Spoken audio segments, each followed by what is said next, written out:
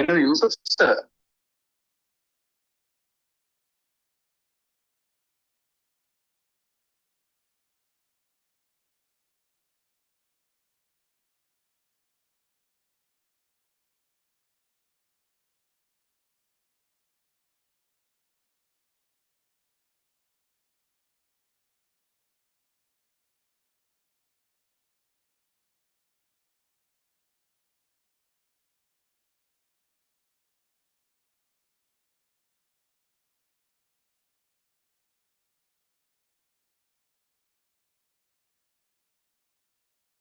Sorry, Python's are called. What do you called? Yeah, let's start. Dun, dun, dun, dun, dun, dun, dun. Okay. We cook the paper. Can see. Yes, hi. Looks terrible. Interesting. Oh, she's there. We have Rizlan's workshop at 6:30. What to do? What's the recording? I joined now and the first four questions were easy. Ooh, interesting. Shape. Walaikum salam. Let's check. Let's check how hard it was. 85. Good job. What's the highest answer?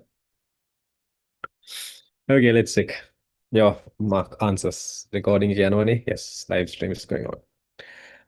So the question is saying the sufficiency of information refers to having too much information to make decisions, having information in multiple formats, having enough of information for decision making, having information that is free from errors. Okay.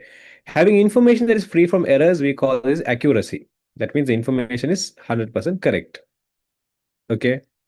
Having information multiple format, we call this what do you call variety. But there's a different word, but we don't normally use that word, but it's called because there's another word for that. Okay. And having too much of information to make decisions, too much of information, we call this under and over. Where is my book? It's called under and over. Uh, it's called, where is that mean? I have that word written. It's called,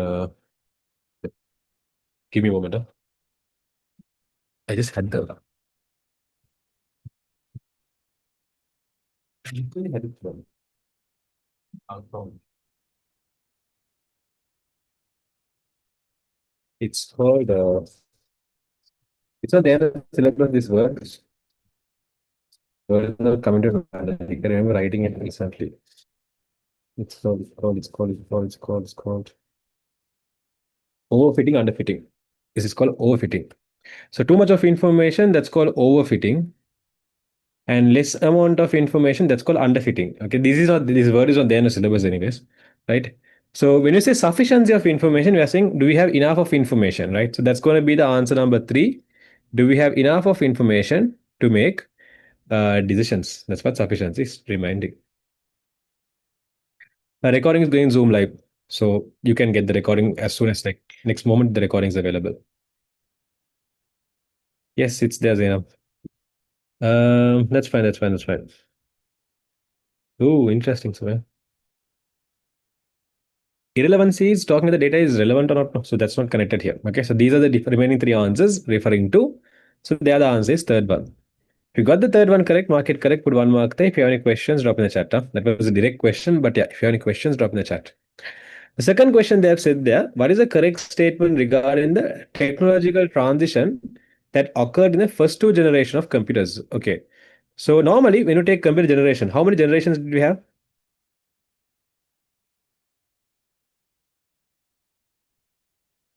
How many generations did we have in terms of computer generation? We learn how many generations?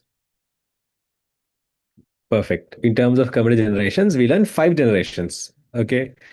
So currently we are in the mid generation.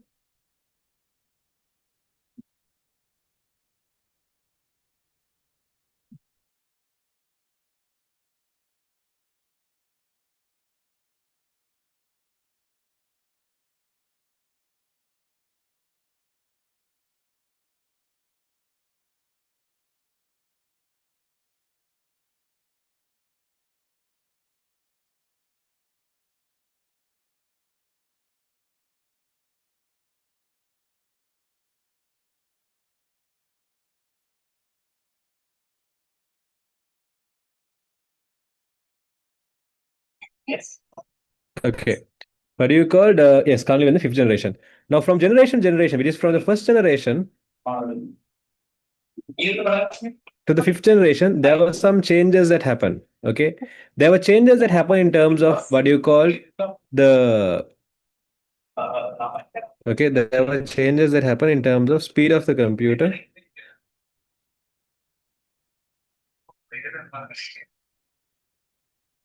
There were changes in terms of size of the computer. There were changes in terms of the amount of electricity it consumes. We call it electricity consumption. Then there were changes in terms of the amount of heat it generated.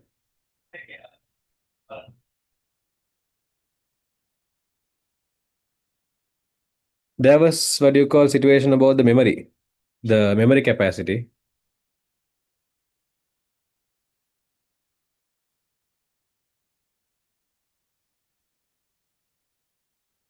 And then there was a change in terms of what do you call the uh, price. Was there any other things that changed from generation to generation? Did I miss anything? Ah, really, Sumaya? Interesting.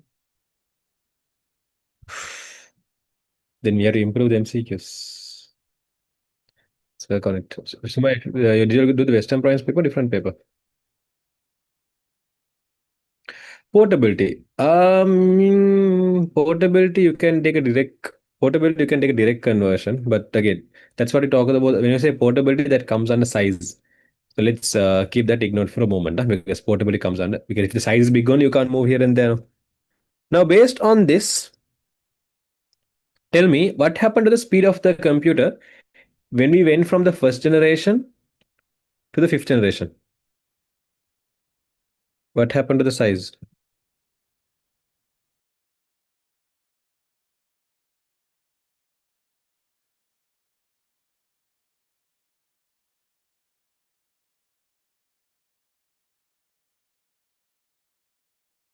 Correct. The size of the computer actually reduced. What happened to memory capacity? Is it Dhani? Is it the Western Province?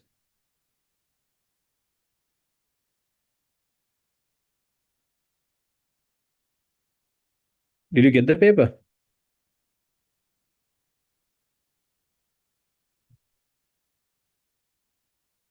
See, speed increase, speed increase, speed increase, speed increase. Sorry, my bad.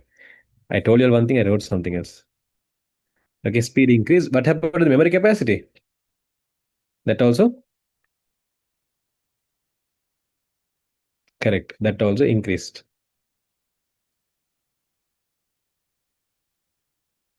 Now just remind me at the end of the class, I'll tell you what to do. Okay. Correct. What happened to the electricity consumption, the amount of heat the computer has generated, the size of the computer, price of the computer? All of these four things had one thing common. What happened to all of them?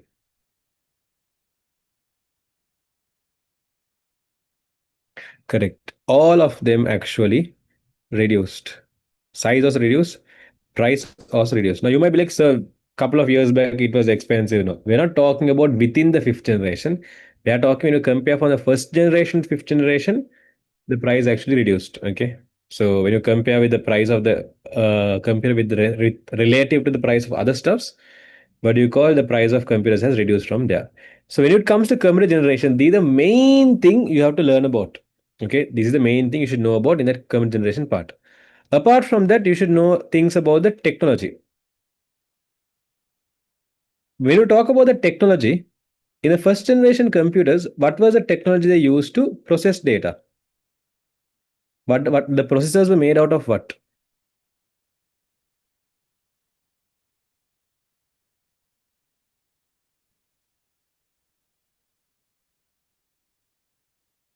Correct. In the first generation computers, they use something called as vacuum tubes to actually process data.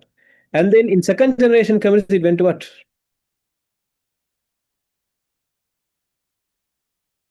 Yes, we went to transistors. And then third generation computers, we moved to what?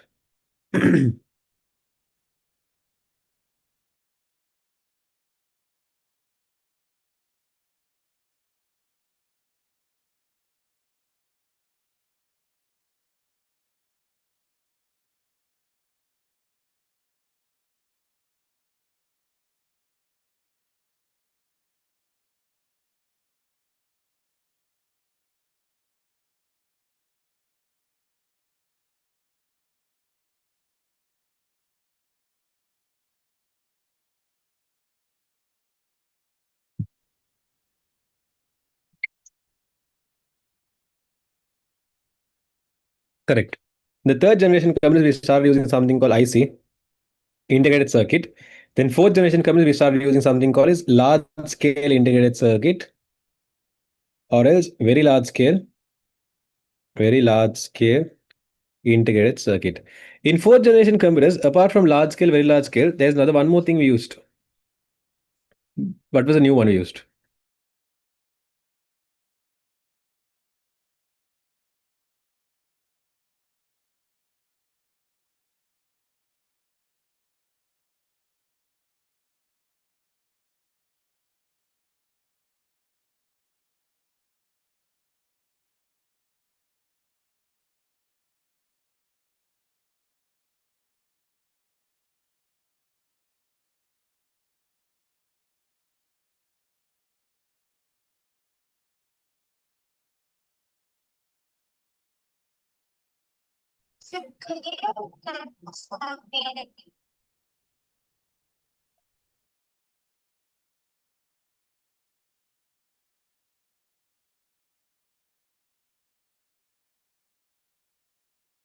Sorry.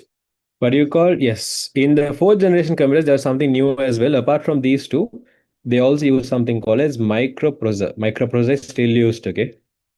Majority of the computers, they use microprocessor only still. And in the last generation computers, what was the hardware we used?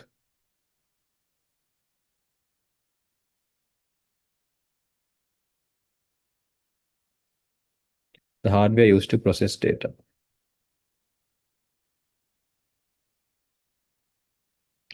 Correct. Ultra large scale integrated circuit. This is what we used in the large scale. We are talking about this one, the hardware used to process data. Internet is not a hardware used to process data. Internet is basically a technology that was evolved in the this one. So these is what happened from the first generation to fifth generation. So second generation, this is the third generation, this is the fourth generation, this is the fifth generation. These are the main things you have to keep in your mind regarding these computer generations. Okay. Apart from that, there's one more thing you should know, something that happens special. In terms of third generation computers, there was two main hardwares that was what do you called developed. That hardware is used not for processing, but for input output data. There was two hardwares that was developed. What were the two devices? Actually, input data.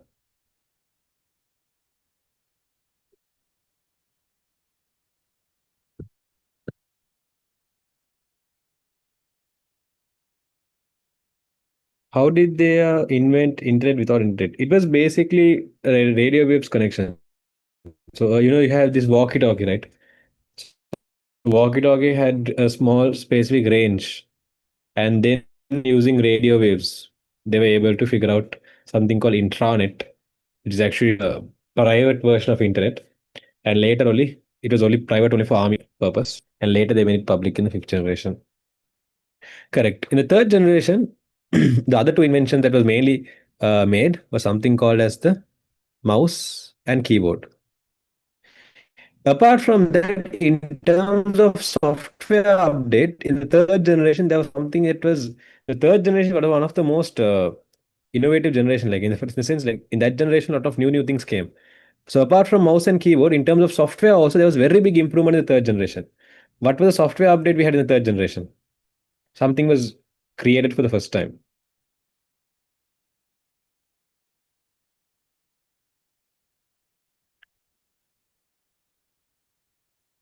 Yes, in terms of software, third generation is where operating system was made as well.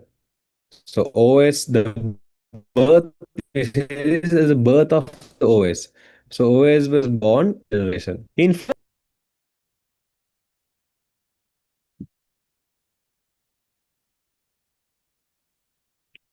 I am lagging.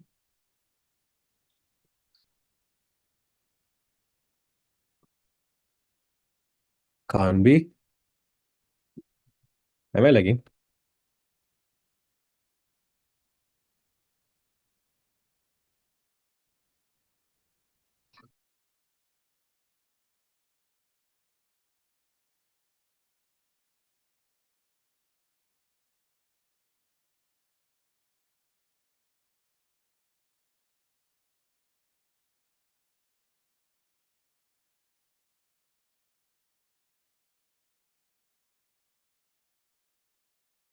For a minute, I thought it was myself. I think it was a small network issue. Wait, I didn't still change the network. The same network, I'm still there. Is it the same still? Is it the same still? Okay, so maybe the internet got some issue. You should get Starlink anytime soon. I don't mind taking, but it's so expensive. Like, I mean, if I get it, I don't be using it. It's like, for example, buying a car and just keeping it in the garage or using it. Okay. Or nothing, buying a car and using it for to go for the market income. To go to the market income, you don't need a BMW, man.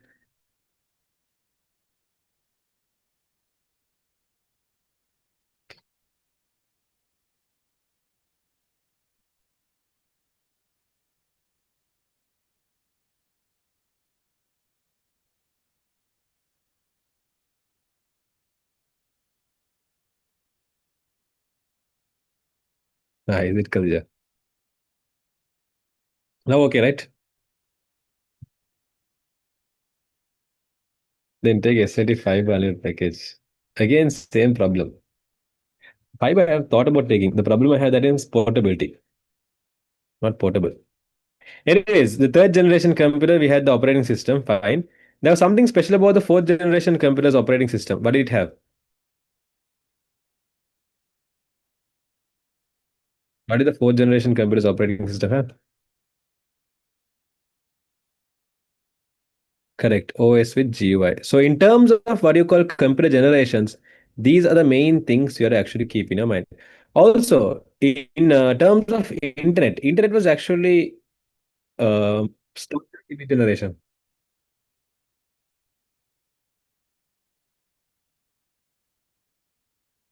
Obviously, you need a portable network to do class around Colombo. Yeah, exactly. See, I always do wherever I want to do. Like a rat, I go here and then do the class, right? So if there's no portability, case par. Uh, yeah,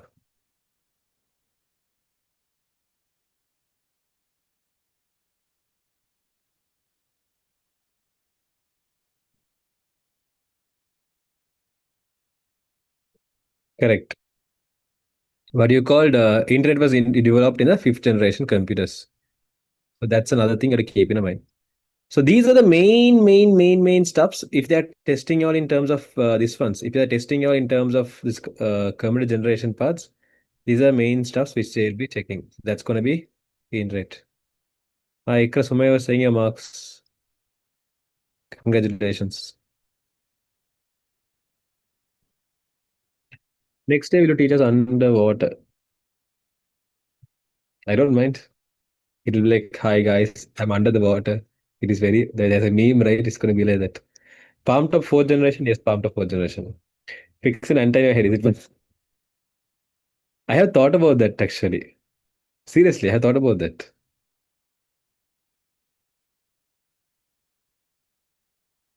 Ah, that's fine, Zara.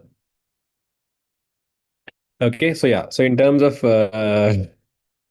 these are the term things that to keep in mind. Now, based on this, let's answer this question. The first question they're saying the first generation used vacuum tubes and the second generation switched to transistors. That's correct. Second statement, the first generation used IC. No, IC was used in third generations. That's wrong. The first generation used transistors. No, that was used in the second generation. And microprocessor fourth generation, vacuum tube first generation. The first generation is IC. No, IC was used in second transistor, third generation. It's showing me that my internet connection is unstable. Let me change the network.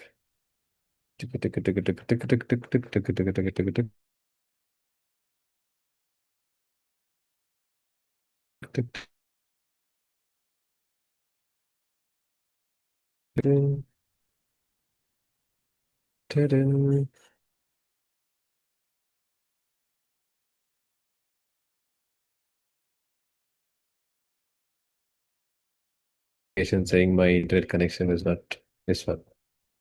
Haven't you thought of doing? Let's see if I can find a place under the water. Let's see. Hmm. When your network is unstable, the sound tune become violent. Is it? Should go and check the recording. Okay, yeah. So they're asking for the correct statement. So out of the given answers, the correct statement is basically the first one. Okay. So if you mark the first one, you can write your answer correct.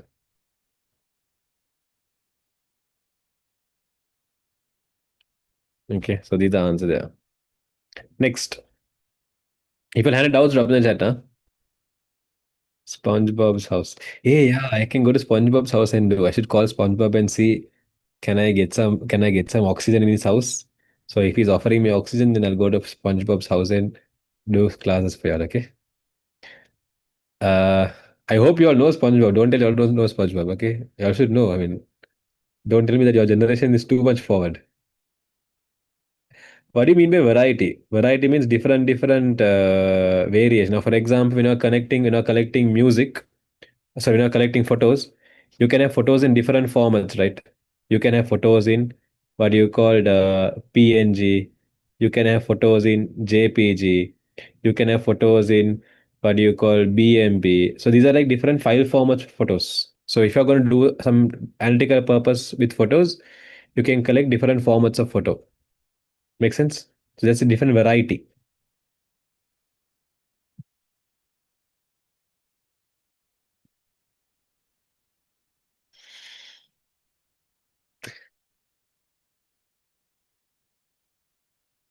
Let's wait and see.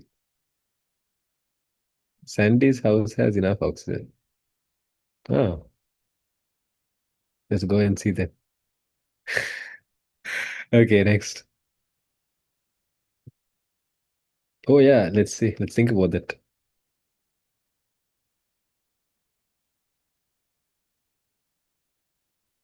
Something. In second generation, we used this one, transistors. I don't know SpongeBob for real. Sad life. Go and search in the internet. Then sir will be like, "Hey guys, this is my new SpongeBob house. If you want more adventures, join the most ID class." Fair enough. I can do that. No, it's fun. I'll think about it. Which of the following correctly matches the cable type which it's used? So in terms of what do you call when you take devices, right? When you want to share data between, let's say, two or more devices, you can connect those devices in two ways. One is a wired way and one is wireless way, right? So we call them as data transmission modes, mode, medium, sorry, medium, data transmission, medium. So we can categorize data transmission medium into two main factors, separations. And one is going to be wired and one is going to be wireless. There's another name for wired. How do you call wired as? What is the other name we use for wired? If you're doing it before a bad chance guy, let's see. I had to first of all figure out.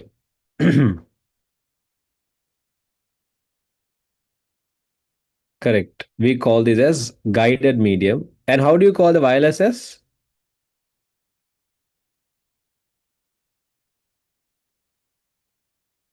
Perfect. We call this as the unguided medium. Perfect. Okay.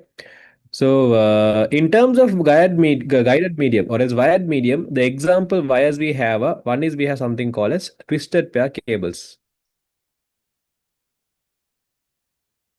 Okay. Then we have something called as coaxial cables. And then we have something called as fiber optics cable. In terms of wireless medium, we have the radio wave, we have the microwave, and we have the infrared.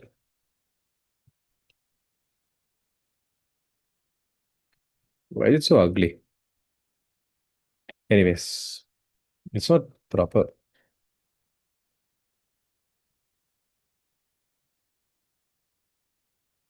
We have the infrared, we have the microwave. Don't know, I'm again writing when wait. And we have the radio wave. No, it was a product. And they it's product. OCD prashna, And we have here wireless.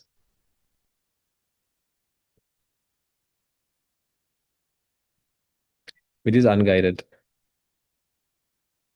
Hmm. Unguided.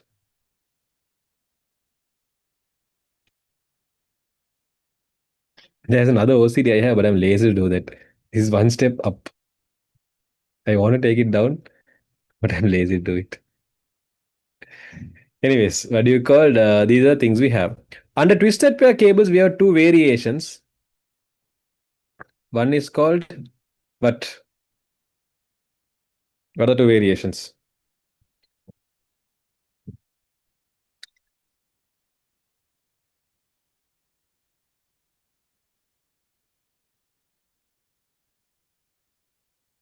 Hmm.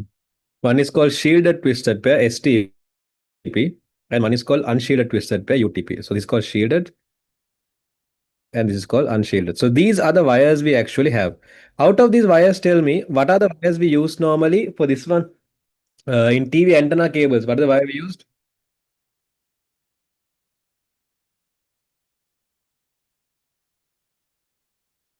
For TV antennas, what are the wires we used? Correct. Coaxial is used in TV antenna cables. What is the one we use normally in those in your charging cable? You know what you can find in good charging cables?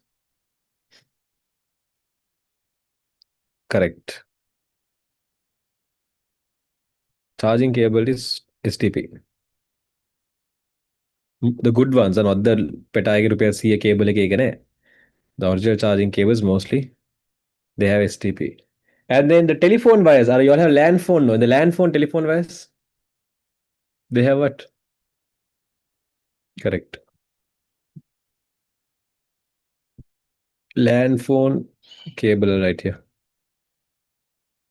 And then in terms of what you call internet, if you want the fastest internet connection, then which cable you can use? What STP and UTP? Sometimes if you have toned the wires, have you ever seen inside the wire you have like a metal thing? I'm saying that I have toned wires here. If you take a wire, sometimes if you tear the wire, you might see like a small metallic thing inside. That's what you call the shield. Let's look at our wire here.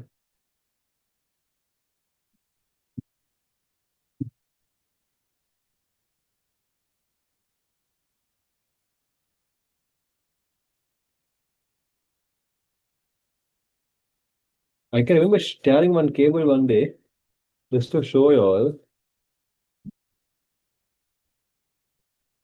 There's too many wires here.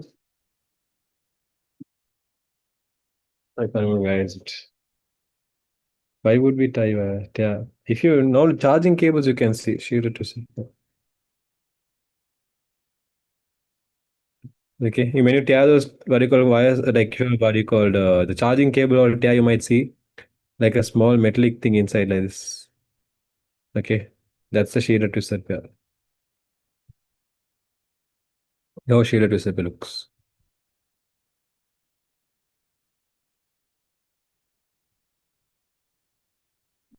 Okay, so that's the main difference between shielded twisted pair and unshielded twisted pair. Got it? There's a small metal like this around the cable. See?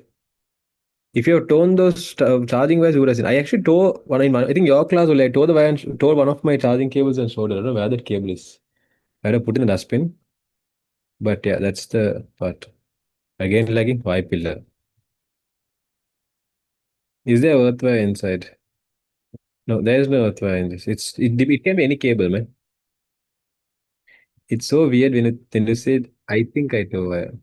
It's not I think I definitely saw it. I just can't find it. This is normal twisted pair cable. And then this should be a shielded twisted pair. I don't want to tear it purposely. Because it's usable. I'm just saying if I have anything which I can, it is already torn. So here रहती है search it. Should search it. It doesn't have color variation. Just the point about that metallic part, okay? Anyways, Not the one with copper wire, right? It can be any wire inside at the end of the day. It's just that you have the metallic part around it. Like this normal wire. Okay, it's a normal wire and it has this metallic part. Mostly you might see this in just charging cables. You have torn it.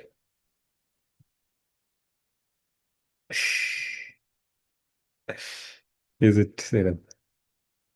Did you find your first phone? Oh no, that's not my first phone. That's the first one I made Facebook account. No, I didn't find it. I don't know where is it. Should search it. Someone would have stolen it.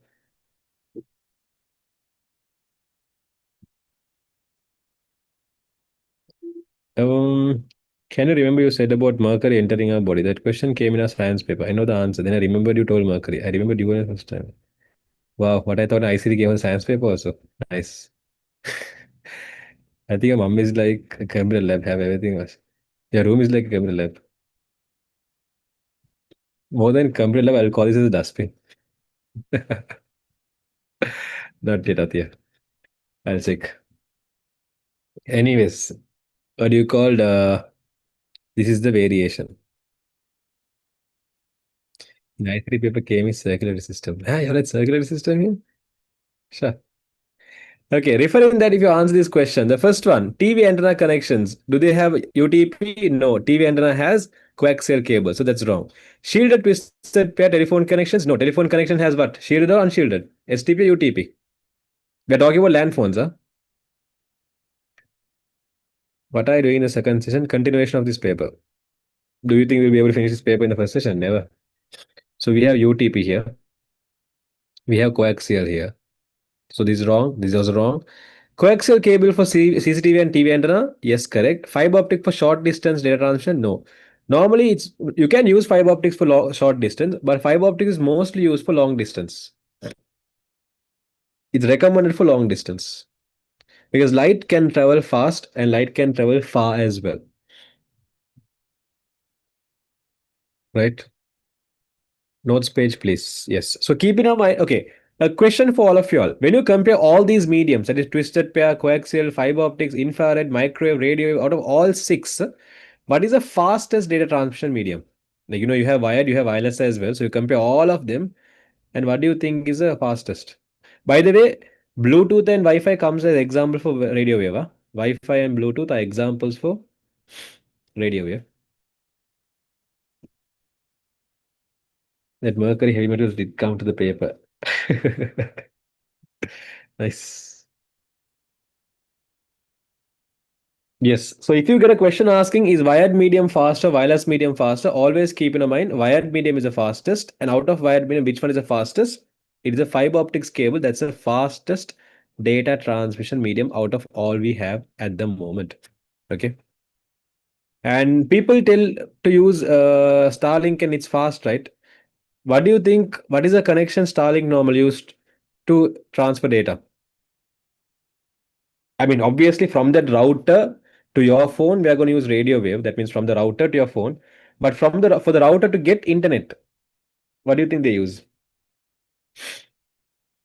Because router is connected to the internet, right? To get internet, correct. The router use microwave. That's why they say that there will never be issues in Starlink. I mean, if you use Starlink Wi-Fi, because it's based on microwave, so it's in satellite connection. So therefore, stability is high. Okay. Again, that's not something you have to keep in your mind. You can just have it subtly stored.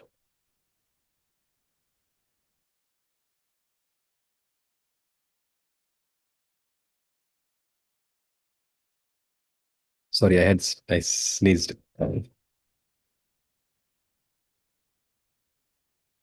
got that correct? Mark it correct. One mark there. Next, consider the following statements about cache memory. Sorry. Cache memory acts as a mediator between the CPU and main memory. CPU and main memory, it acts correct. But it mainly acts between secondary memory. CPU and main memory it does not need, but you can consider that as correct. Cache memory is slower than RAM but larger in capacity. No, cache memory is faster than RAM. Yeah, it's faster. And in terms of capacity, it's low in capacity. So cache memory and RAM, if you take cache memory, and RAM if you take. In terms of speed,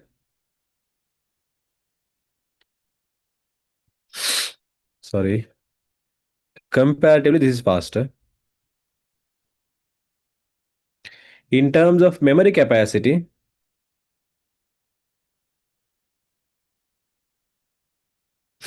this has less and this has more. Because if you can remember the example I told about fridge and mouth and eating all those stuffs, in that cache memory was what? Let's see if you all can remember that example. In that example I told you, cache memory was what? Correct?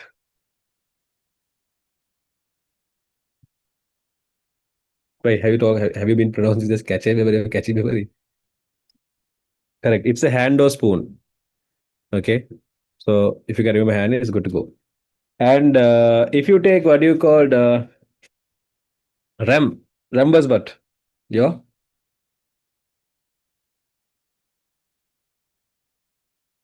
Not bad. You're good at remembering stuffs. Good, good. It's your plate. So when you take your hand and plate, who can store more stuffs? Your plate can store more stuffs. Okay. So in terms of moving stuffs, can you take in the hand and move stuff faster? Can you take in the plate and move stuff faster? You can take in the hand and move stuff faster than the plate. So you can think like that. Okay. What was the example? You seriously can't remember the example? Go fly a kite. I have repeated that example like 1,000 times. Okay, fridge is your hard disk, plate is your RAM, hand is your mouth is your CPU. Sad life. Which chapter? In paper class, I have told 1,000 times, but it's relevant to grade 10 lesson number 2. Fridge was a hard disk, but in paper class, I have told you 1,000 times. Anyways, I'm not going to repeat it again. Go fly a kite. I have told the paper class, man. Next, fourth question. Cache memory access. Okay, answer the question. Frequently accessed data is stored in cache memory for faster processing. Correct.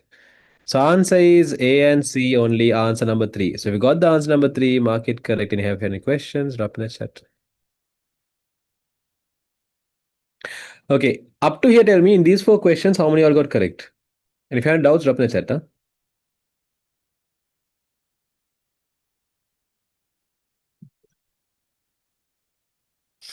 These questions were easy, but yeah, if you have any questions, drop in the chat. Huh?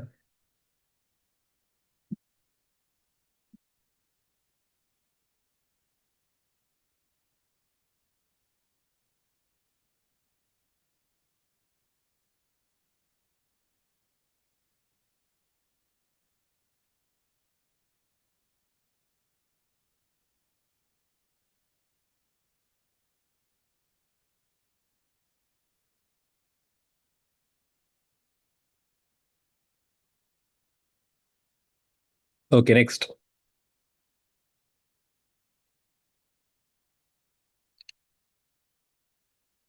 Ikra, it's a good marks for part two. MCQ, we are doing good marks in MCQ, but we can increase it as well.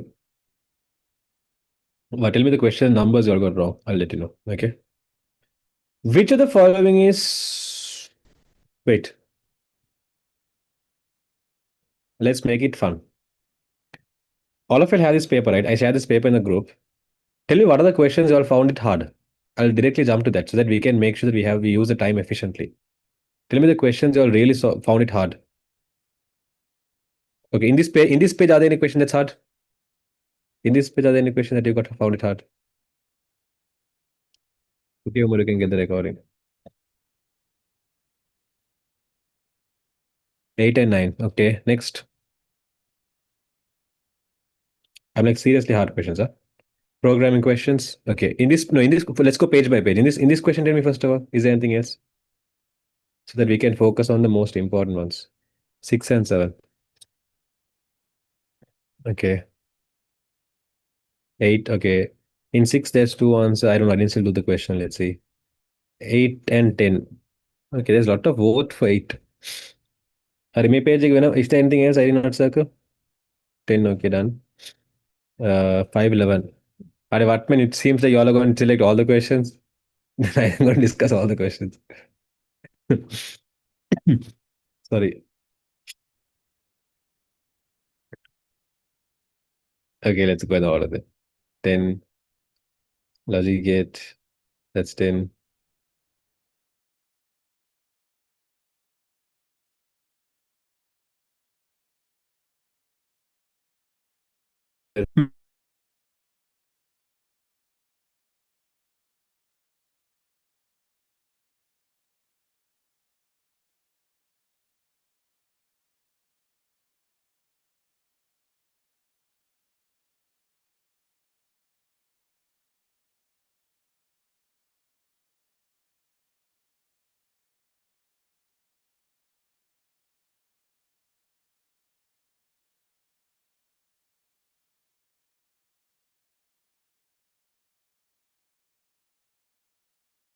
Okay, sorry the interruption. What's not called?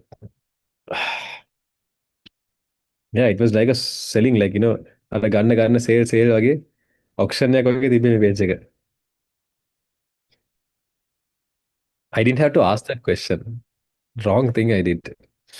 Anyways, which of the following is true about secondary memory? Okay, it is volatile and loses data when power is turned off. So volatile means when you on it, it will go. If you take is all the secondary memory like that? No, all the secondary memory are non-volatile. Okay, so volatile is the meaning of volatile they have mentioned here. Volatile means when you off the current, what do you call it loses data. So if you ask, is it volatile? Nope, it is not volatile. Okay, exactly. It is temporary. It temporarily stores data that is frequently used by the CPU. No. Who stores data that is frequently used by the CPU? It temporarily stores data that's frequently used by CPU. We actually learned about that in the previous question. Who does this? Correct. That's done by the cache memory. Perfect. It is faster than cache memory. It is faster than cache memory in data transfer. Actually, no. Cache memory is faster. Normally, if you take fastest, register is the fastest. After register, second fastest is cache. So after that, only everything else come. So these two beat karana karut nahi. Okay, Kadija. Next. It stores data and information permanently and is non-volatile. Correct. Stores data and information permanently is correct. Non-volatile. This means when you off the current, still the data is going to stay. Okay. So the answer for the fifth question is fourth. If you have any questions, drop in the chat. I was happy that this highlighting issue did not come, and again it started coming up.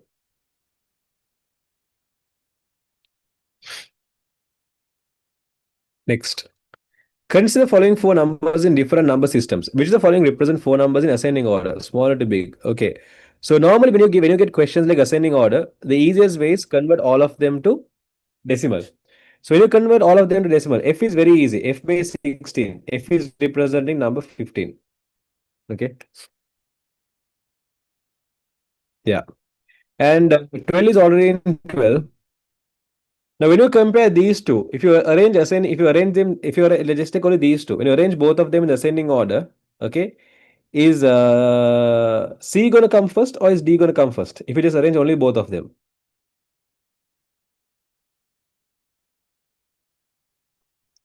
C is going to come first. Okay, when you compare C and D, C has to come first. Okay, so if you look at the answer number, okay, all the answers C is first. Then okay, there's nothing to check there. Now let's check the remaining answers. When you compare the first two, actually you can easily convert this fellow to what do you call decimal. So you multiply each number by its place value. That's basically 1, 2, 4, 8. So answer is 8 plus 4 plus 1. That's 13. Okay. So now you know, okay, A has to come after C. A has to come after C, correct. A has to come after C, correct. This is wrong. A has to come after C, wrong. Okay. So now I know I have two answers. I will check out of these two answers which is correct. Okay. So CA, we have to check B and D who is greater. What is the value of B? Again, how do you do this? Is you multiply. Now you have 17. I will convert 17 to decimal. Same process. Just like how I converted the binary number, the same process I'm going to follow for octal as well. What I'm going to do? Multiply each number by its place value. So place value goes as was 8 to the power 0, 8 to the power 1. 1 times 7 is 7, 8 times 1 is 8. And then you have to add both of them together. Okay, so once you add both of them together, you get 15 there. So here the answer is 15. So, okay, both are correct. Both are equal in value. So answer is yes. One of you asked are are behind two answers here? Yes, we are having two answers here. So both of them are correct. Any questions there? I thought my one is wrong. Hmm. Yes. Next, if you have any questions, drop in the chat. Which of the following is not equivalent to the hexadecimal D9 base 16? D9 base 16. D9 base 16. How is how is B 15? Because how you convert a decimal from any number system, if you want to convert a decimal, the process is very easy. You multiply each digit by its place value. So for example, when I had 17 base 8, 17 is octal number. So the place values are what? 8 to the power 0, 8 to the power 1, which is 1 and 8. So you multiply each digit by its place value. 1 times 7 is 7. Multiply 8 times 1. 8 times 1 is 8. Once you multiply each digit by its place value, you have to add all these numbers together. So once you add them together, it's going to be 7 plus 8. That's 15. The same thing I did for others as well. Now, for example, if you take the other one, if you take the, what do you call, answer number of D, it's f base 16. Multiply that by the place value. So base 16 means 16 to the power 0. That's 1. So if in hexadecimal, f is representing number 15. So 1 times 15 is equal to 15. That's how I found the answer. Same thing for the what you call C as well. Well, C is already in decimal, but A. Okay, A also same thing. You have 1102. Multiply each digit by its place value, which means 2 to the power 0, 2 to the power 1, 2 to the power 2, 2 to the power 3. It is 1, 2, 4, 8. Okay, when you multiply each digit by its place value, 1 times 1 is 1, 2 times 0 is 0, 4 times 1 is 4, 8 times 1 is 8. Add them together, 12, you get 13. Correct? Multiply each digit by its place value and add the final answers together. In sixth, I got 17s, 39 base 10. In sixth, I got 17s, 39 base 10. How did you get 39 base 10? You would have done something else. You would multiply each digit by its place value. Ah, is it tougher?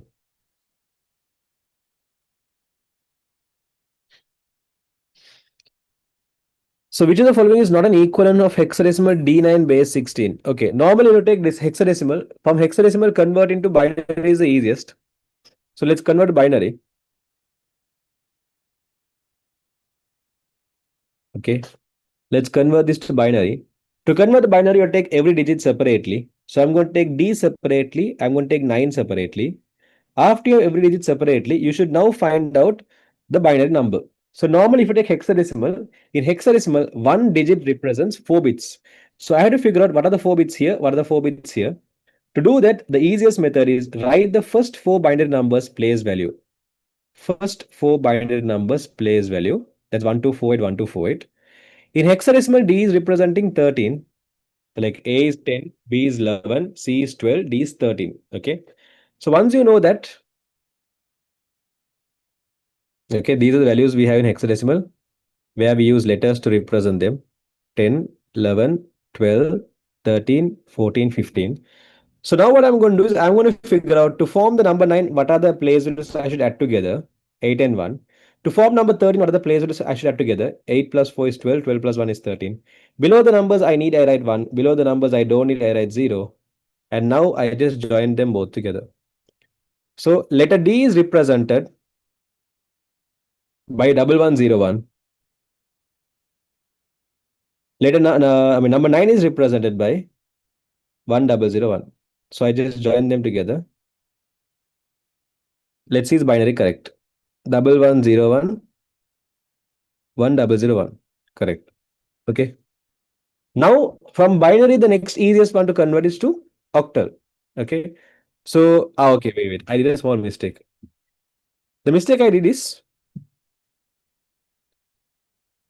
when you have four answers here, if one answer is given decimal, one answer is given binary, one answer is given octal, one answer is given octal.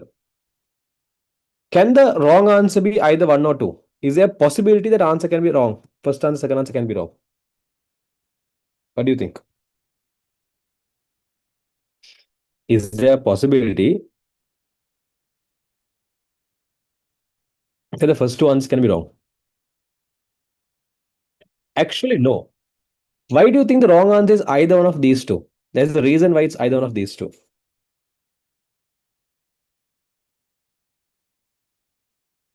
Correct. Base is same. Both are octal. For the same hexadecimal number, can there be two different octal values? For the same hexadecimal number, can there be two different octal numbers values? No. So that means you should know definitely either one of them is wrong. Definitely one of them is wrong. So we are going to figure out what is wrong. Again, anyways, you have to anyways convert to octal. So you are anyways convert to binary. So if I convert this to binary and then convert octal, these three bits are representing one digit. These three bits are representing another digit. And these three bits are representing another digit. So we don't have three bits here to make it a complete set at zero in front. So normally how you convert to octal is 3 bits by 3 bits, right? So one of the set is going to be 011. Other set is again 011. Other set is 001. So below each number, I write their place value. That's going to be 2 to the power 0, 2 to the power 1, 2 to the power 2. Wherever 0 is there, cut the place value. Write the sum of the remaining 1, 2 plus 1, 3, 1. Then join them together. Answer is going to be 131 base 8. So answer is, eh? Sorry, 2 plus 1 is 3. My bad. So it's 331. 2 plus 1 is 3. 2 plus 1 is 3. So join them together, you get 331 base 8. It is the answer number. 3 is wrong. Is correct? No? So definitely 3 is wrong. I don't have. Do I have to check if the 1 is correct? Is it necessary to check 1 is correct? Not needed.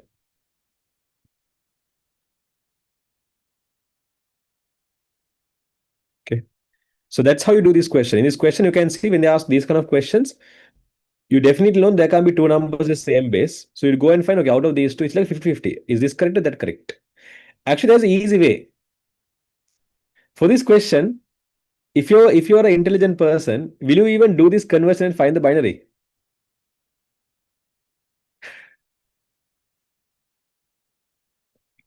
No. If you're actually intelligent fellow, you take this binary number given here and convert this binary to octal and see, are you getting 3 or are you getting 4? That's the fastest way you can do this question, huh? The fastest way you can do this question is that. So I'm just telling you how you do MCQs, huh?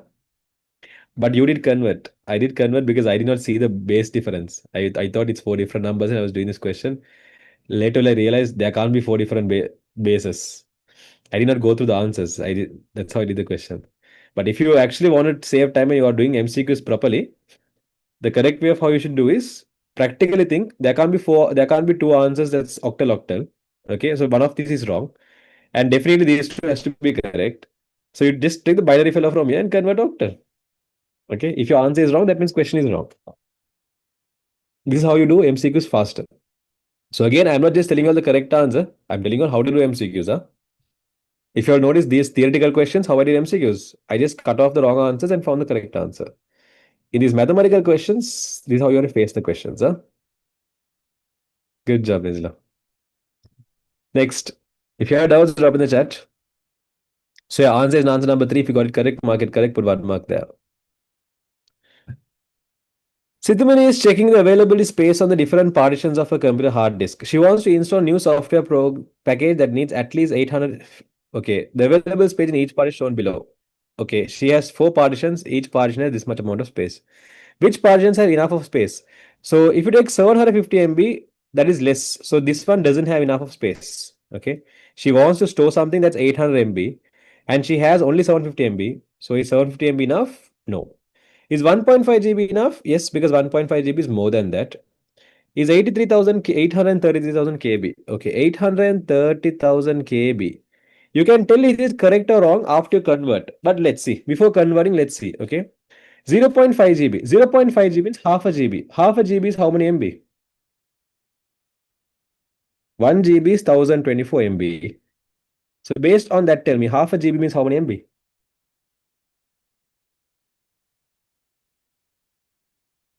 Exactly. Correct. 512 MB. So is 512 MB enough to store this 800 MB file? Again, no. So that means now we know one thing for sure. One thing for sure we know is that in C and F you can't store. Okay, C and F you can't store, but D you can. Okay, C and F you can't, D you can. Now if you look at the answer, have they given an answer that D only? No. Okay. So you know in C you can't, right? You know in C you can't. You know in F you can't. See, so do I have to actually convert this number back to MB and see whether there's enough of space? No. Why? I have the remaining answer. So this is how you do MCQs fast. Always go in elimination method. Just find the wrong answers, you will get the correct answer easily. Certain questions are there, you directly go for the correct answer. In MCQs, you want to save time, you want to efficiently get marks, follow this method. Find the wrong answers, finding correct is easy. Do you understand how I did the eighth question, all of you? So without even converting that 833,000 KB, I found the answer. Please explain how to convert. Yes, I can explain, no issues. Wait.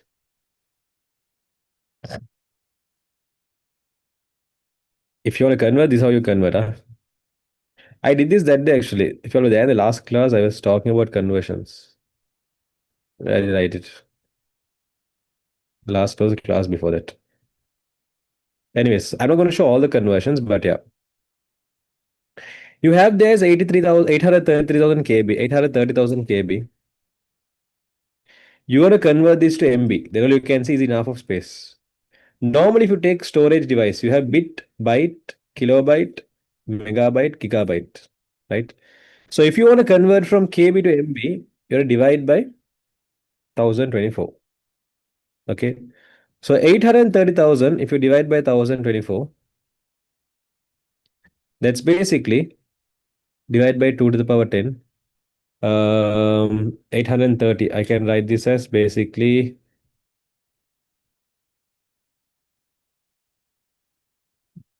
1024, 32, 32 times 2 is 64, then 40, 830. That's going to be like 2 times 4. If it'll be going on, okay, I'm going to use Google for my purpose. 830,000 as a multiple of 2.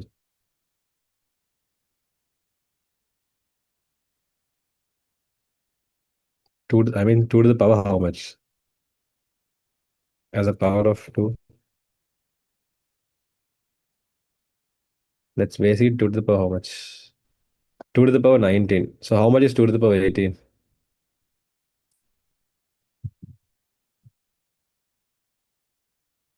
It's not a direct answer. Here you'll be getting the answer in decimals. If you convert it, you'll not be getting a direct value. Because I can't represent 830,000 in 2 to the power 10. Or at least something into 2 to the power 10. I have 2 times 443, 41, 415 is 830,000. Or if I'm going to represent this as 4 times, 830,000 into 4 is 207,500.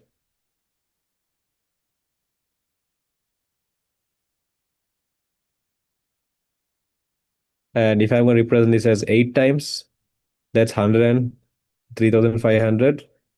103,500, 103,750, 103,750. If I'm going to represent this 16 times,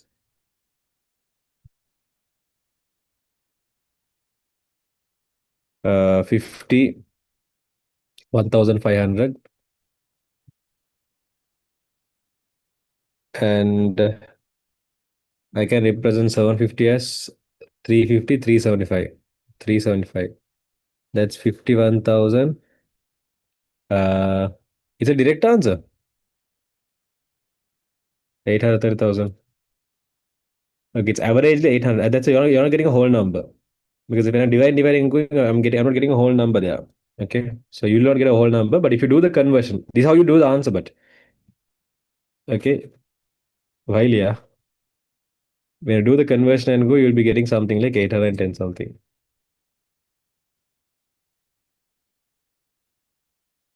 810.5 average distance. How do you do that in your head? I don't know. Just magic. Where they asked to convert. No, I told you how to do that question, right? They'll never expect you to convert that question. Yeah, I know. I know that we did not do that. I will do that later in next week's class mostly. Those number conversions, maybe once. So yeah, so it's basically 16 times 51,000 875.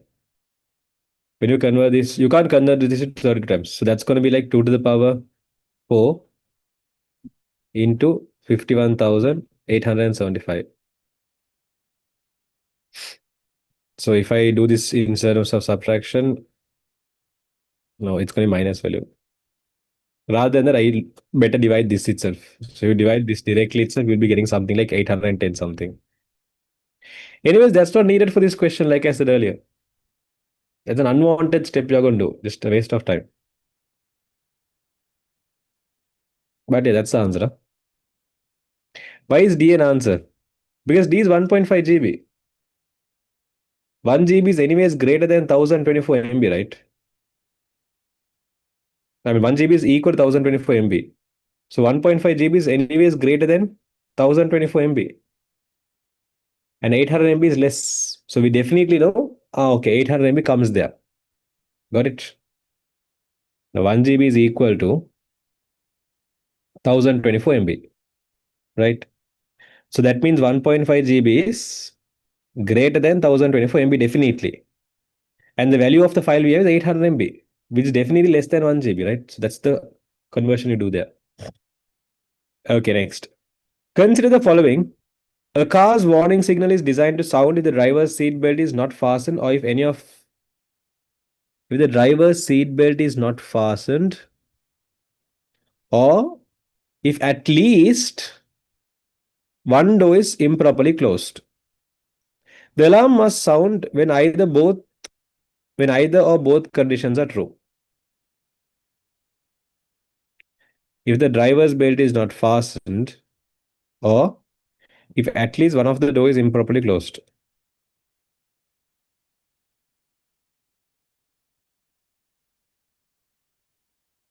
Okay. The alarm must sound when either or both conditions are true. Which of the following logic gate represent the above scenario or get? Because for example, what are the things we have?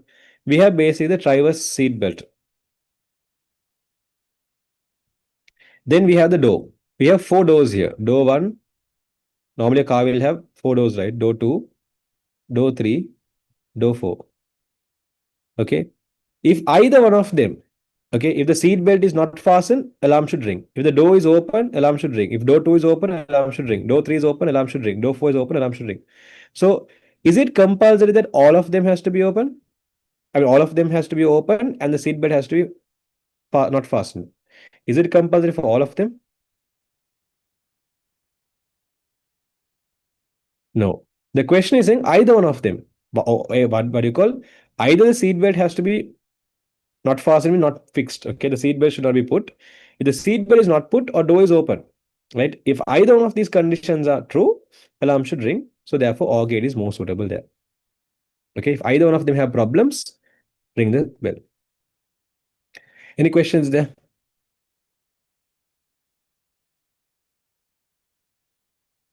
If you have any questions, drop in the chat. So if either one of them, seatbelt or else door, if either one of them have any problems, uh, alarm should ring.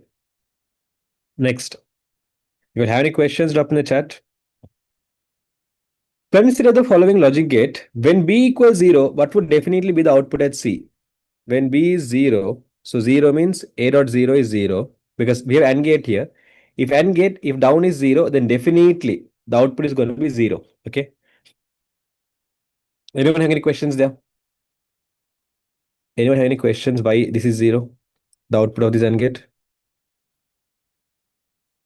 If you have any questions, ask. Okay. So on the other hand side, if you take down, 0 is coming down, 0 is going for down, both these inputs are 0. And we have a NAND gate here. NAND gate is basically opposite of AND gate.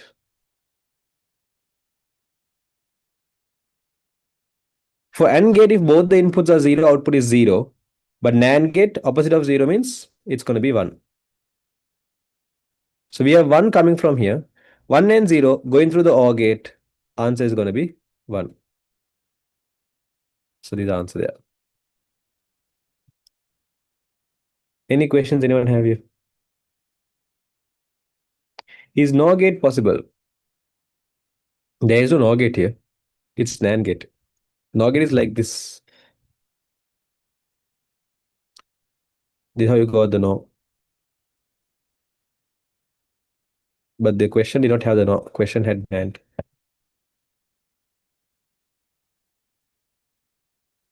I didn't get your question, but anyway, is NOR gate possible? But anyone have any questions here? For 9. For 9. Why do you need the NOR gate? NOR gate is opposite of OR gate.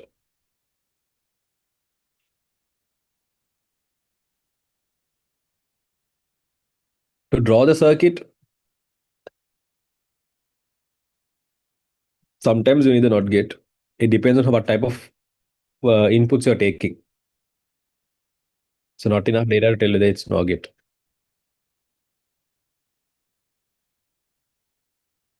But OR gate, it's enough of data because I don't know the conditions.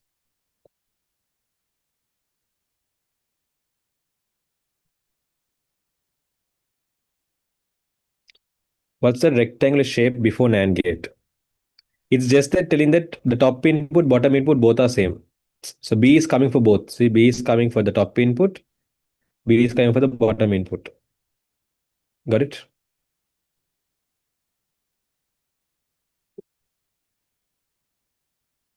Next.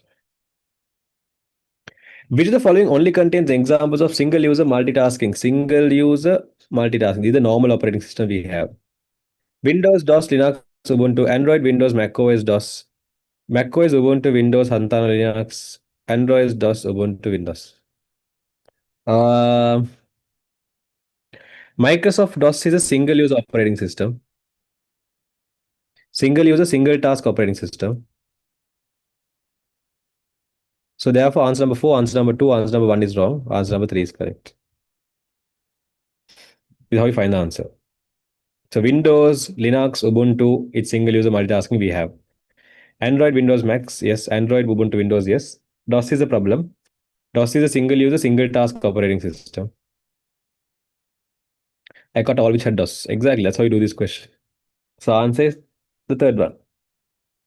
Okay, Microsoft DOS is the one of the oldest operating system. One of the first few Windows operating system, and that was single user, single task. So just keep that in your mind, and if you do this question, you will be able to find the answer. So you got that correct. Mark it correct. 1 mark there. If you have any questions, drop in the chat. When a student saves a document to the computer's hard disk, the operating system first keeps the data in the memory and then writes it to the storage device. Correct. Which two operating system processes are mainly involved here? Security management? No. Device management? Network management. Not network management. Not device management. Not security management. File management, memory management, actually, yes. If you can even take it as process manage, it can be considered as process management as well, but yeah, answer is answer number 2. Okay, so the reason why the remaining answer are wrong is because the answer number 1 had security management. There is no connection between security and this. Same thing, answer number 4. They have mentioned security management. There is no connection of security and what you call storing food, right? So answer number 3, they had mentioned device management, network management. There's a part of device management, yes. Because why I'm saying there's a part of device management is the question is saying, what you call when a student saves a document to the computer's hard disk, the operating system first keeps the data in memory and then writes to storage device. So It is not directly under device management because mostly device management is talking about input output device. So it's not directly about device management, but during the part of typing the document, device management. Actually, during saving a document, no device management. So yeah, then the device management is also wrong.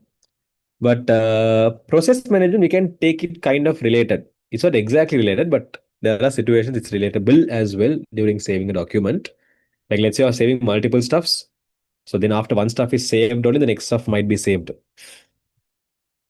So therefore, you can take under process management as well. But mainly it comes under memory management and file management. Even if device is correct, network isn't correct. Exactly. So again, I told the same method I did in the earlier question. In these kind of theoretical questions, find the wrong answers. After you find the wrong answers, find the correct answer is easy. So that's how you find out the answer is answer number two. Saloni has completed her final assignment using a word processing software. She used the word important about 50 times and wants to check if significant or crucial could be a better fit in some places. Which tool she should be using?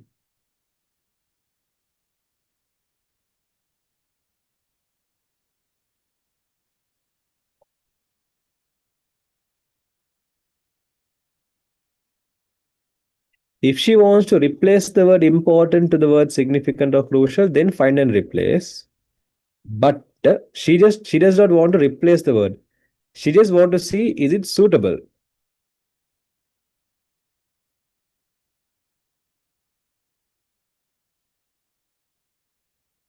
No, thesaurus is used to find similar words. Yes, Fasmina. Thesaurus is used to find similar words. She already know the word she wants to write. Significant and crucial, she already knows the word.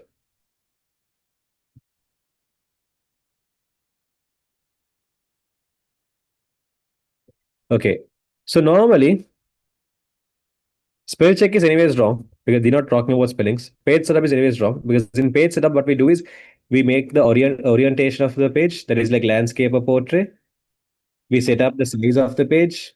We set up the margin of the page. These are the things we do in page setup. So page setup and spell check is wrong. In thesaurus, we mainly use a thesaurus to find similar words. But here we already know the word significant or crucial. Okay. So she wants to see in which places we can use significant, in which place we can use significant, in which place we can use crucial. So to know that actually find and replace is more suitable, I'll tell you why. You all can see my screen at the moment. Yes, you all can see my screen. So let me open a Word document.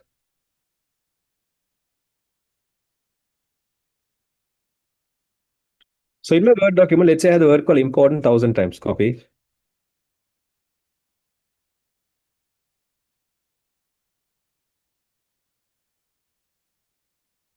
Important one. Important two. Important three. Okay. So now if I use a find and replace tool,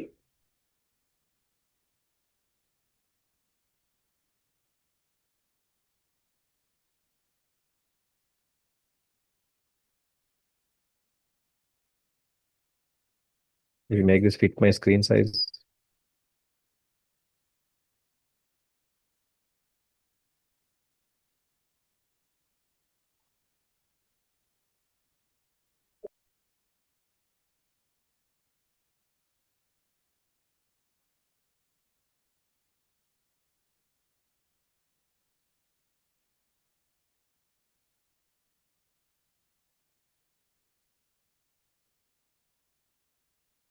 but sure knows the word. Yeah, correct. If I use a find and replace tool and search for the word called important, this is not how the interface will come in Windows normally. Mac is a bit different. In Windows, on the left side, it will come actually. Hmm. Here.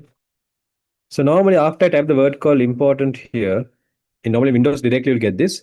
You can see the left side will show me all the places the word important is used. In all the sentences it will be used, it will show you. You can see this, right? Matches killer. Can I see a place called matches here? The left side. Yeah, okay. So using find and replace tool, once you type the word called the word you want to find, it will show you where the words are there. So you can see the whole sentence and you can see, okay, in this sentence it's suitable, in this sentence it's suitable. Okay. If I have better document, I can show you. Let's just take another document. No, I don't think I have document at the moment.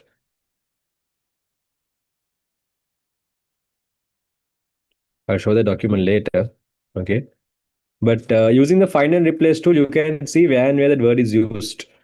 So the main part is, does she want to find similar words?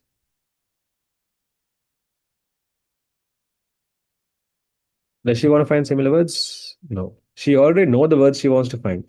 So thesaurus is used to find similar words, right? If she wants to find similar words, then you can mention thesaurus. But because she already knows the word she wants to find, she just want to check whether it's suitable to use. So she can see where and where this word is used, and she can check is it suitable using find and replace tool. So answer is this. Okay. Okay. Out of this, tell me, out of these questions now, out of questions, uh, out how many questions are there? One, two, three, four, five, six, seven, eight, nine. Out of these nine questions, tell me how many of you all have gotten how many correct? They mentioned 50 times. So first one is correct now. Yeah, first one is the answer.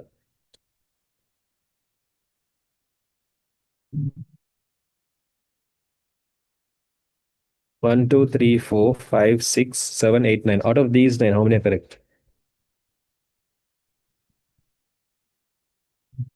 Those who got 8 marks, which question did you get wrong?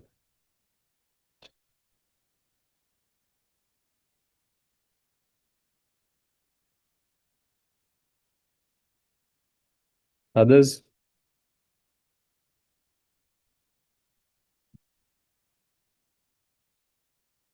are you clear of why your answer is wrong?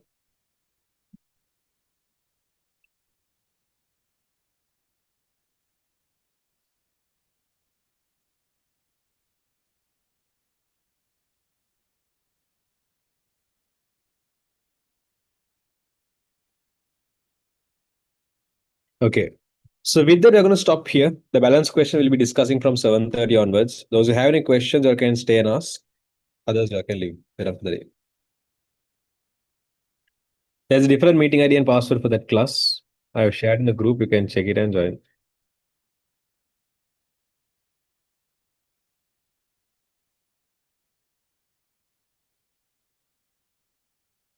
Will you be in the part two as well?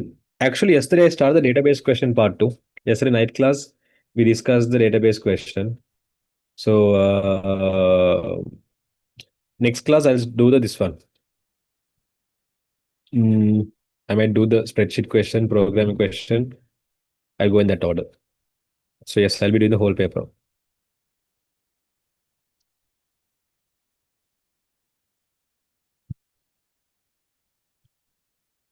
Anyways, any questions?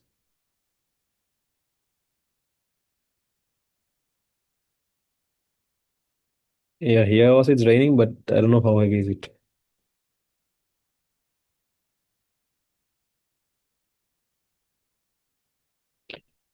Here you go.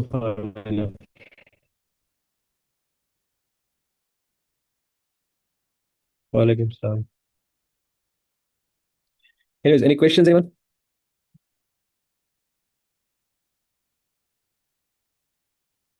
Okay, let me explain.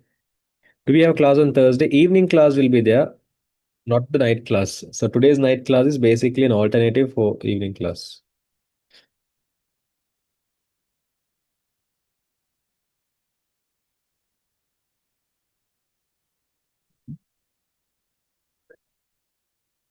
Save and save. Okay, let me check your questions.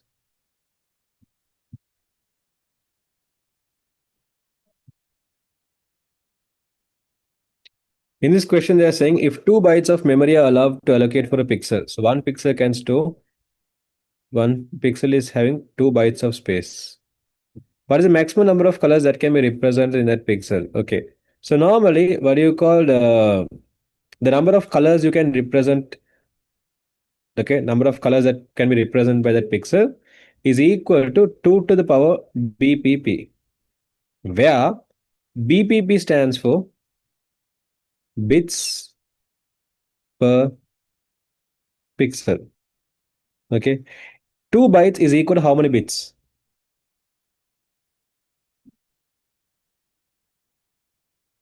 If you take 2 bytes is equal to how many bits?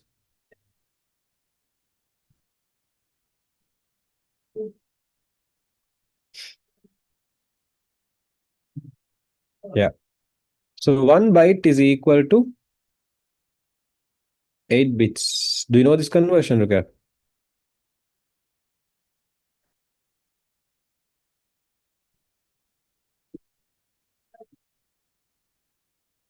Yeah. Okay. So based on that, 2 bytes are equal to 16 bits. Okay, if you don't know, I'll explain that. If you know, then fine. Good to go. What do you call? So it's 16 bits. So in if you have what do you call if the colors are going to be equal to 2 to the power number of bits per pixel, so that means when they say one pixel is going to use 2 bytes of storage, so 2 bytes are equal to 16 bits. So that's equal to 2 to the power 16. So that's equal to 65,536 colors. So answer is answer number 3. Is that clear? Okay, Zarovich.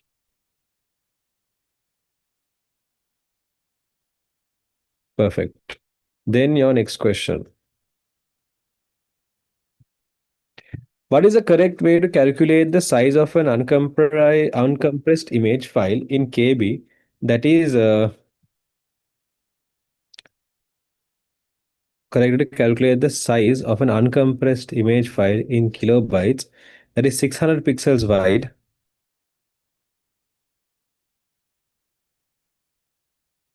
400 pixels long,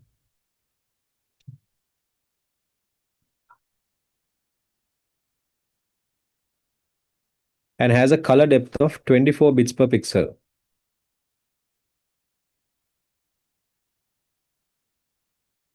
Okay, so that means what do you mean? By, they ask the size of this image. Okay, now to store 1 pixel, how much of storage is going to allocate?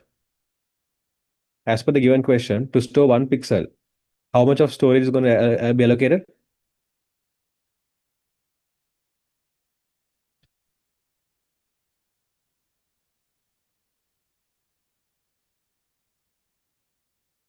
The color depth means bit depth. Bit depth represents to store 1 pixel, how much of pixels they're going to allocate. So based on that, in this question, to store 1 pixel, how much? Correct. In this question, to store 1 pixel, we are going to allocate 24 bits. Okay. Now we have to figure out how many pixels are there. Okay. Now imagine something like this. Let's say you have a what do you call you have 600 boxes here in one row. Let's say in one row you have 600 boxes. So in 2 rows, how many boxes you will have? If one row is going to have 600 boxes, then 2 rows is going to have 1200. So what they're saying, when they say there are 600 pixels here, that means from here to here there are 600 pixels. When you count the number of pixels we have here, there are 600 pixels. So when they say there are 400 pixels in height, they're saying the top there is 400 pixels. It's something like this. Okay. You can imagine it something like this. If I draw it smaller, you have 6 boxes here. 1, 2, 3, 4, 5, 6. 1, 2, 3, 4.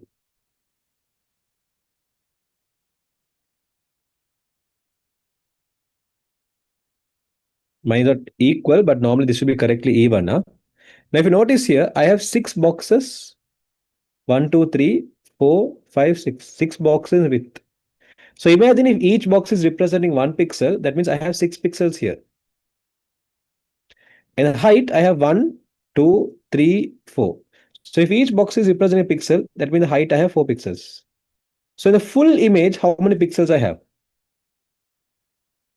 In this full image, in this pink color, purple color image, how many pixels I have? Yes. 24. Why? Each row has 6. So there are 4 rows. 6 times 4 is 24. Now, using that idea, tell me if there's an image that has 600 pixels in the width and 400 pixels in height, how should you find the answer? You don't have to give me the exact answer, just tell me how do you find the answer? Exactly, you're multiply. So that's going to be multiplication of 600 into 400, right? Okay. So the answer is 600 into 400. That's going to actually be equal to 6, 12, 18, 24. 1, 2, 3, 4. 240,000 pixel. Okay.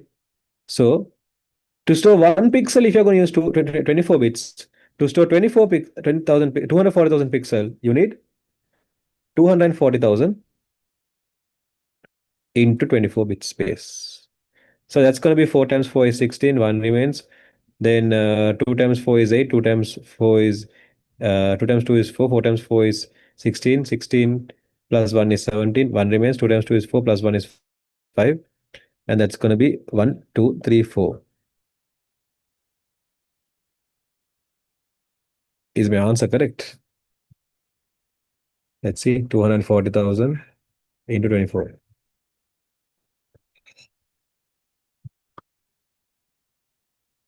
5 million 706. Not bad. I did the calculation so fast.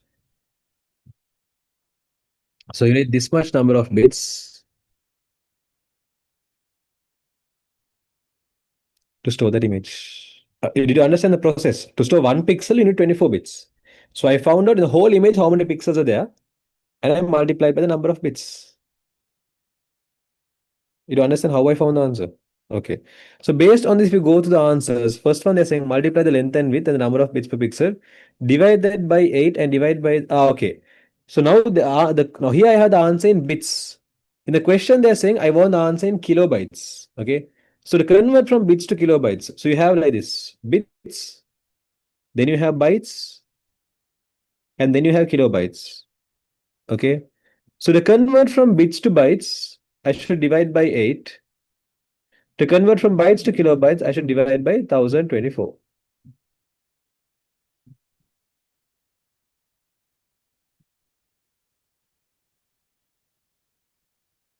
So the answer is, if you look at the first answer, they are saying divide by 8 and then divide the resulting value by 1024. Correct. Second one, multiply the length and width. Correct. Divide that value by 25. It's not divide, it's multiply. So this is wrong. Third answer, multiply length and width. Correct. And divide the value by 24. Length and width and 8. Not 8. Length and width and number of bits. So length and width, right? Length and width. Okay. Length and width and 24. So that's wrong. Not divide by 8. So not divide by 24. This is wrong. Huh? Fourth answer, divide the total number of pixels by 24. No, it's not divide. It's multiply the total number of pixels by 24 and divide by 1024. This is wrong. So answer is the first one. You multiply the length and width and number of bits per pixel. Okay, that will give you the total number of storage for in bits. And then to convert that bits to kilobytes, you divide the answer by 8 and then divide that answer by 1024. Got it? Is there any questions you have here?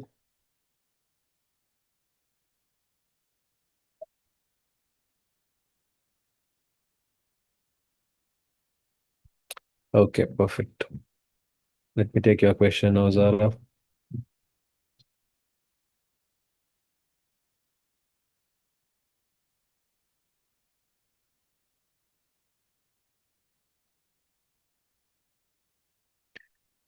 After completing her image editing in GIMP,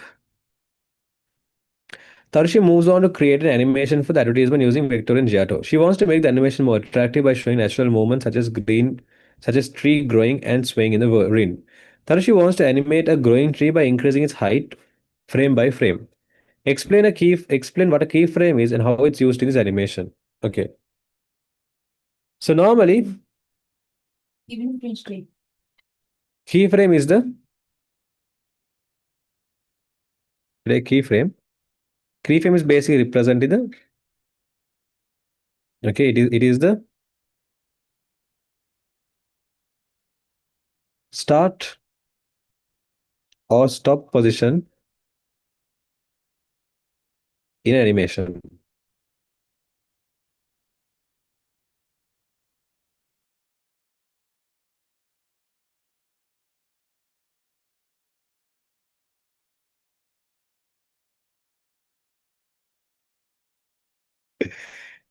Position in animation.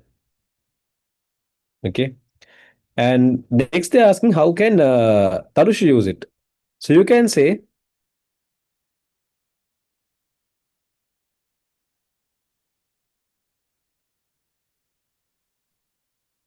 she can set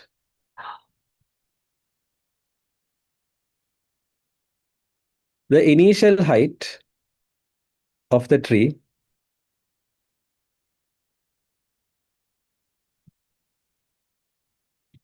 in one keyframe.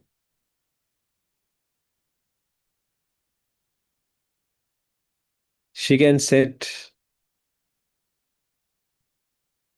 the finally grown height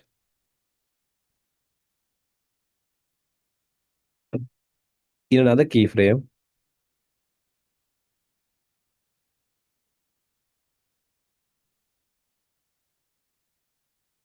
Okay. She can say initial height of the tree in one keyframe. She can say finally grown height in another keyframe and create the animation and create the put transition and create the transition of the tree growing.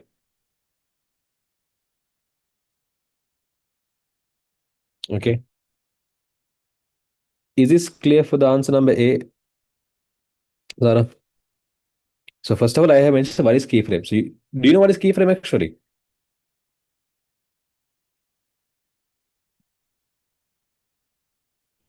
Fatimatu Zara. Okay. And did you understand how my answer is connected to that question A? You can modify the dark blue answer I wrote, but the purple and light blue is going to be the same. But can you understand my answer?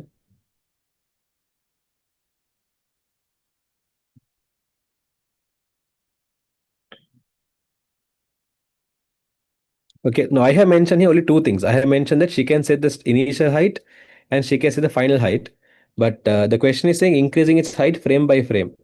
So what you can do is you can say she can set the initial height of the tree in one keyframe and the growth of the tree. So the tree increasing growth in the other frames. Okay, she can set the okay the height increasing in other multiple other keyframes. I have said the final grown, but it's not just final grown height. She can say each height increase she can have in different keyframe.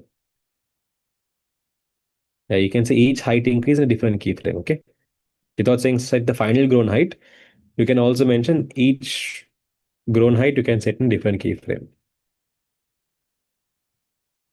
Next. So the question B, they're saying she decided to make the tree sway gently in the wind using motion tweening. Explain how motion tweening reduces the amount of manual work in animation. Okay. So your answer B is going to be using motion tweening.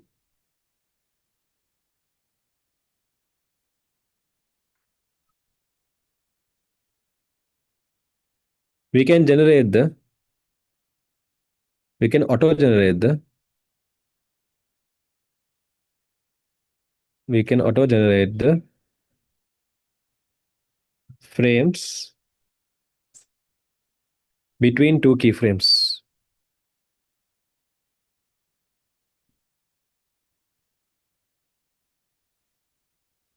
Okay. This will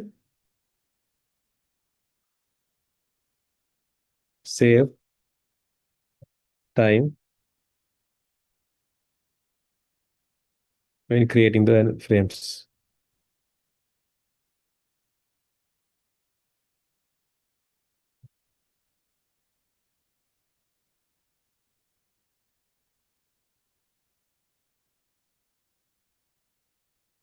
Okay, before this, there's one more point to mention.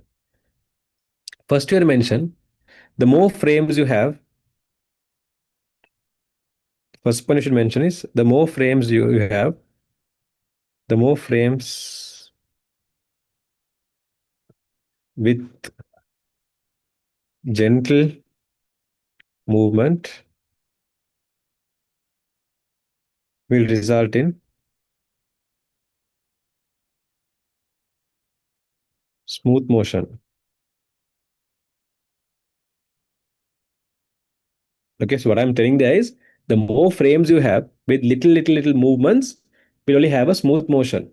Okay, so using motion tweening, we can generate the frames between two keyframes, and this will save the time in creating those more frames. This will save time in creating those many frames. This will save time in creating those many frames, or you can say those multiple frames for smooth transition.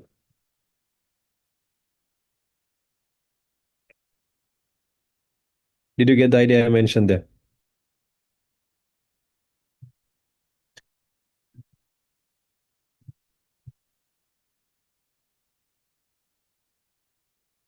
Okay, so I'm telling you, first of all, the more frames you have, the more smooth it is.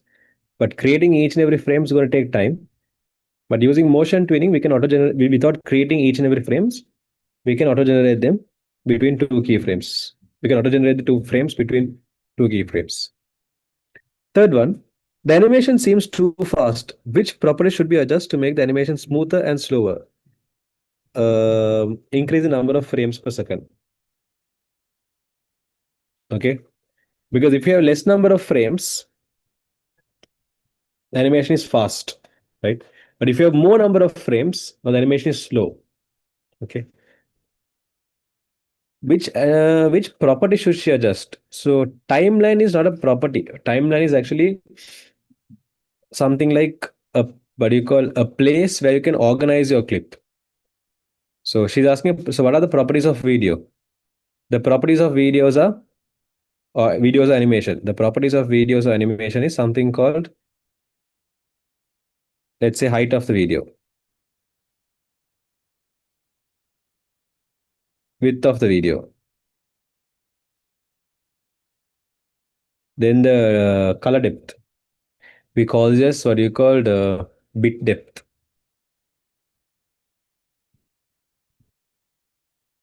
and then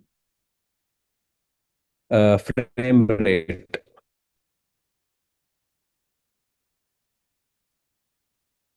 Then we have compressing format, and we have file extension. We have audio format. Okay, these are the one properties of image video.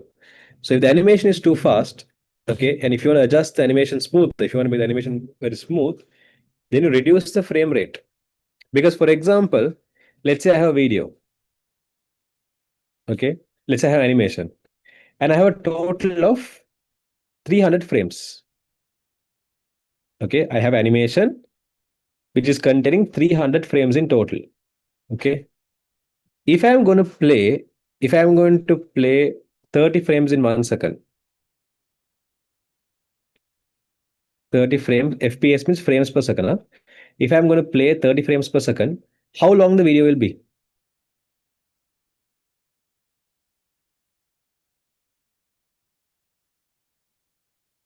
In 1 second, I'm going to play 30 frames. I'm going to show 30 frames. So if I have 300 frames, that will take how long? How many seconds?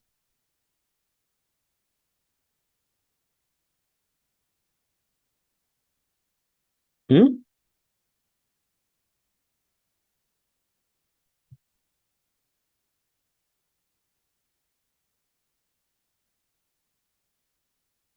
No. I'll again show you. Look at the calculation down. Huh?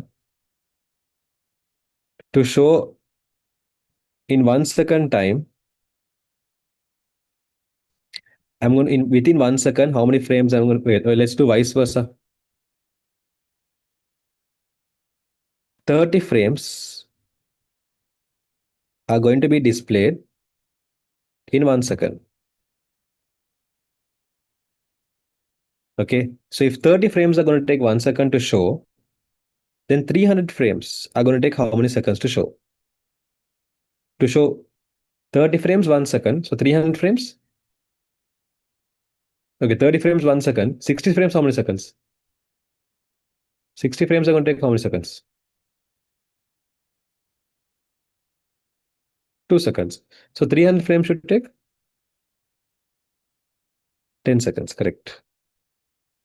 So if I had a video that's going to play 30 frames in 1 second, so in 1 second it's going to play 30 frames.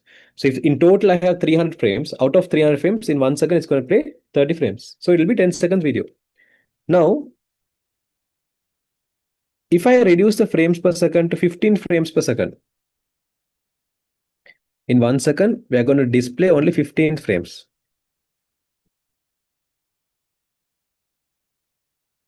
So now how long the video will be?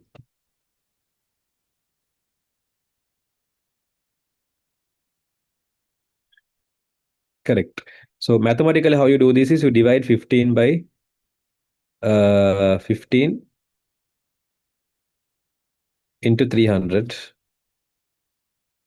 And that side how you do, again you divide by 15, because normally one side if I'm dividing by 15, other side also you divide by 15. One side if you're going to multiply by 300, other side also you multiply by 300. So when you do the calculations, 15 times 1, 15 times 200. Sorry, 15 times 20. Because 15 times 2 is 30, and then the remaining 0 is there. That's 15 times 20. And that's how you got 20 seconds. So you can see I can make the animation slow. Okay, earlier the video was 10 seconds, now it's 20 seconds. I can make the video slow by reducing the what? Frame rate. So you can say here which flow should reduce the frame rate. The answer here is frame rate. In brackets, FPS, the frames displayed per second. Is that clear?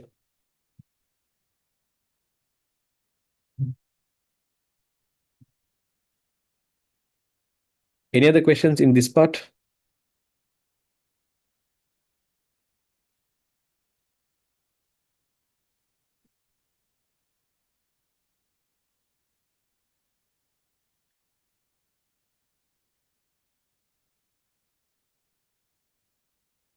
Do you have any other questions in this portion?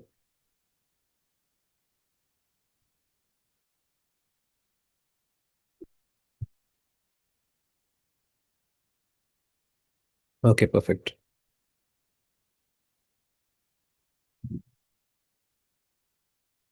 The following diagram shows the width and height of the image in pixels. Okay. What is the resolution? Resolution is width into height.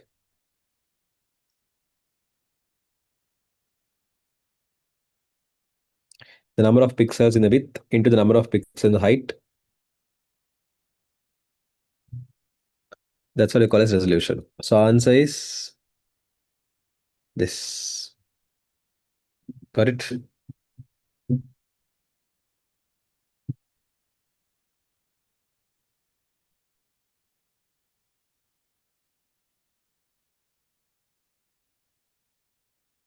Resolution means number of pixels in the width, number of pixel height.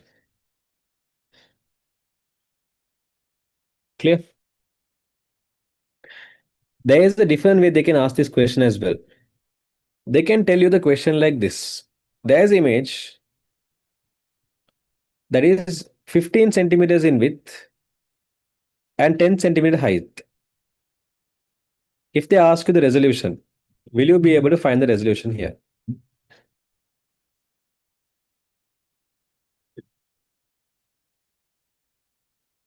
No. Why?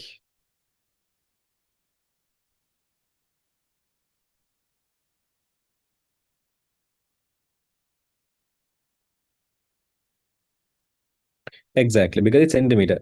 So mostly in these types of questions where the width and height is not in centimeter, in these types of questions, they might tell you in 1 inch area, okay, they'll be like in 1 inch area, the number of pixels they'll give you. Okay. So for our calculation purpose, I'll just take this in inches without taking centimeters. I'll just take this in inches. Okay. So let's say we have 15 inches and 10 inches. Okay. So sometimes when you're measuring resolution, right? When we are what you call communicating resolutions, we don't normally communicate the total number of pixels because when you multiply these two numbers, the answer is going to be a small number, big number. Like if you multiply 1536 by 1024, are you getting a small number, big number? Correct. You're going to get a very large number. So when communicating purpose, we don't normally communicate the total number of pixels, even though resolution is talking about the total number of pixels image. When communicating, we don't normally talk about the total number. Instead, we tell in 1 inch area how much. So normally, when you're measuring resolution, okay, normally when measuring resolution, without taking the whole image resolution, we might sometimes take the resolution of 1 inch area.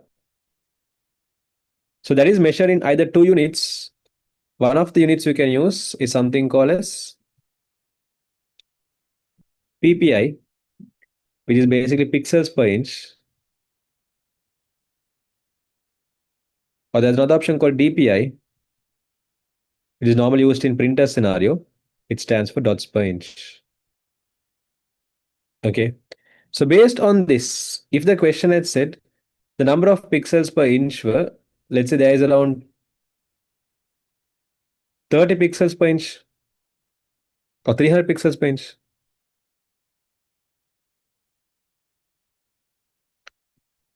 Okay. 300 pixels per inch. So then using this 300 pixels per inch data, you can figure out the total number of pixels in a full image, right? In this full image, what do you call the area of the full image is what? 150 inch, right? Inch square, but let's say the whole area is 150 inch, right? If 15 inches width, 10 inch height is 10 inches, the whole area is 150 inch. So in 1 inch area, if you're going to have 300 pixels, because 300 ppi means in 1 inch area there are 300 pixels. So using that idea, tell me in 150 inches, because that's the area of this image, what will be the number of pixels? Again, you don't have to multiply and give the final answer. Just tell me how do you find the answer? How do you find the resolution of this image?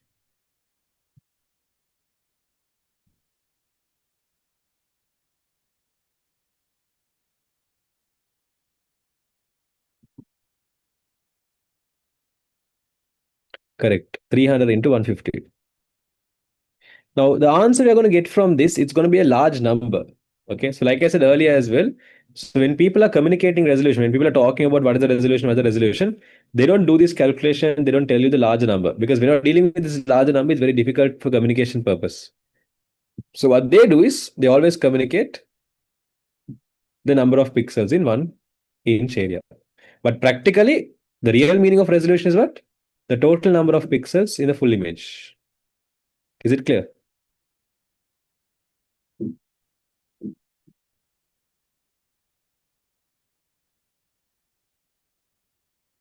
So suppose if you get questions like this, where they tell you the what do you call they might tell you the resolution of an image is 300 ppi. Uh, find the total number of pixels in the available image. So if they ask you total number of pixels, this is how you find it.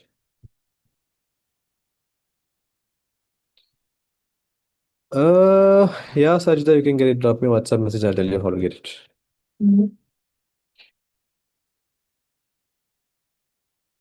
Any other questions?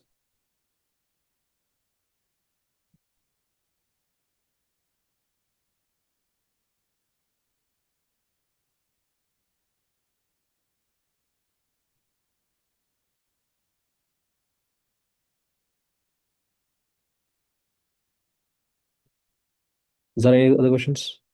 And others, any of you have any questions?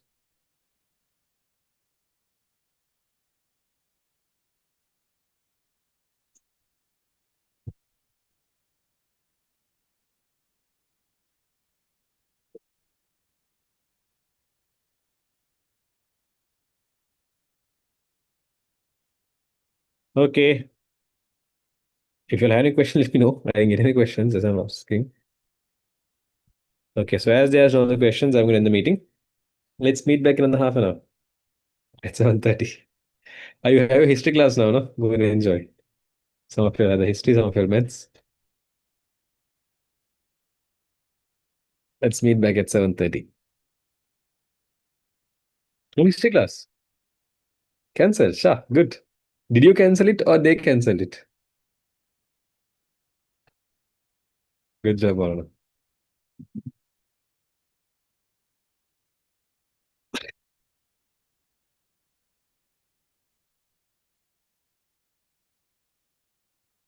They canceled. Not bad. Anyways, let's meet back at 7:30. Have a nice day. Bye bye. Have a nice half.